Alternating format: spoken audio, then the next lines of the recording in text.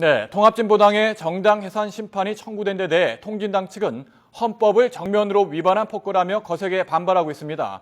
새누리당은 법무부의 판단을 존중한다고 밝힌 데 반해 민주당은 헌정사상 초유의 사태라며 유감을 표명했습니다. 이번엔 국회로 가보겠습니다. 황혜경 기자. 네, 국회에 나와 있습니다. 네, 통합진보당 측 분위기 먼저 전해주시죠. 네, 통합진보당은 정당 해산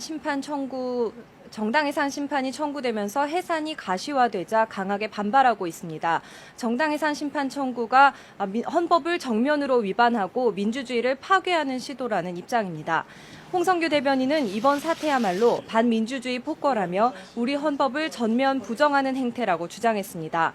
또 이번 정당 해산 청구의 본질은 지난 대선의 불법 부정선거 의혹을 덮으려는 것이라면서 진보당에 대한 치졸한 정치 보복이라고 비난했습니다.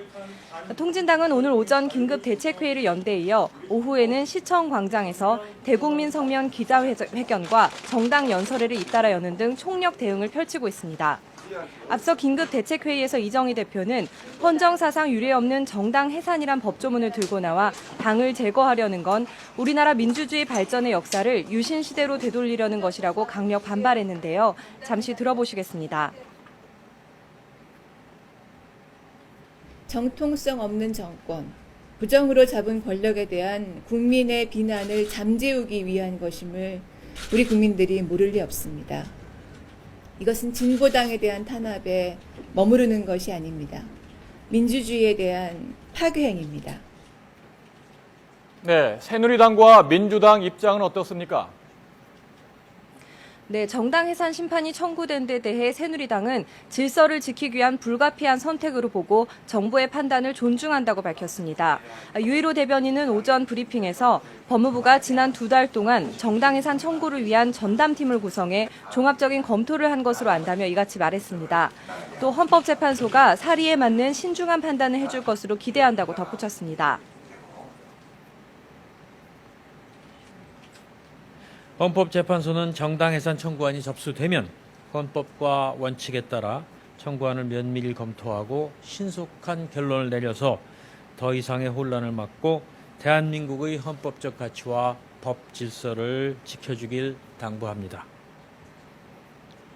새누리당은 이번 정당 해산 심판 청구를 계기로 반국가 이적단체를 강제 해산하는 법안을 정기국회에서 처리하기로 했습니다. 반면 민주당은 통진당의 해산 심판 청구가 헌정사상 초유의 사태라며 매우 유감스럽다는 입장을 밝혔습니다. 김관영 수석 대변인은 브리핑에서 대한민국 국민은 극단적 이념 투쟁을 수용하고 녹여내서 선거를 통해 심판할 수 있을 만큼 성숙해 있다면서 이번 국무회의 상정이나 처리 과정이 충분한 여론 수렴 과정을 거치지 않은 점은 되짚어볼 대목이라고 지적했습니다. 정당에 대한 유연 심판 청구도 민주주의의 성숙도, 국민들의 눈높이, 선거제도의 올바른 작동 여부 등을 종합적으로 판단해서 이루어져야 합니다. 충분한 여론 수렴 과정을 거치지 않고 지나치게 조급히 처리된 점 또한 되짚어볼 대목입니다.